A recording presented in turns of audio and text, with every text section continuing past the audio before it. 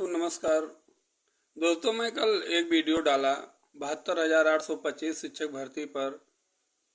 तो उसमें कुछ लोगों का कमेंट है कि जो नोडल अधिवक्ता हैं वही लोग काफ़ी हैं, अगर आप कुछ और अलग से करेंगे तो केस बर्बाद हो जाएगा।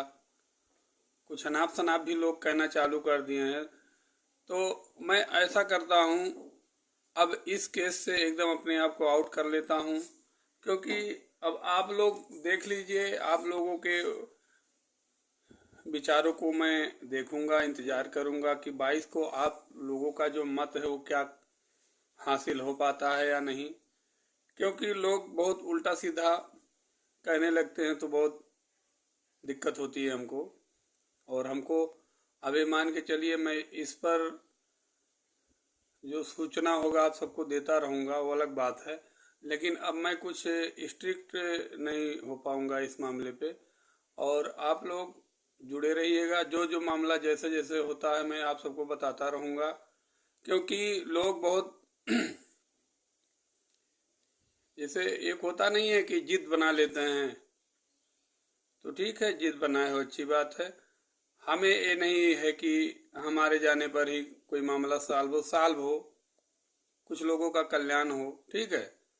और सुनवाई 22 तारीख को लगी है, ये आप लोगों को पता है।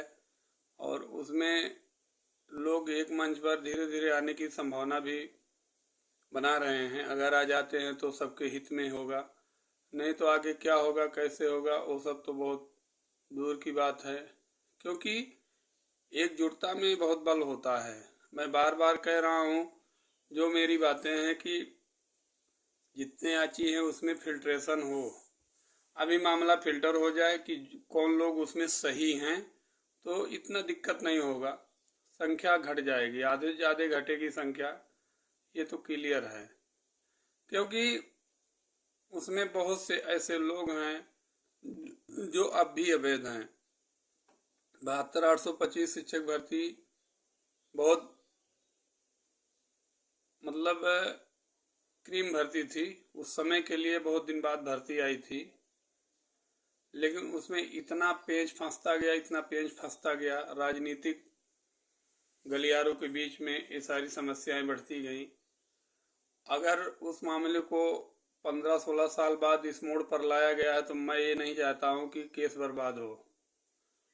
केस हासिल हो, कुछ लोगों को मिले, चाहे जैसे मिले, जो लोग सही हैं उनको नौकरी मिले, ये हमारे कहने का मतलब है।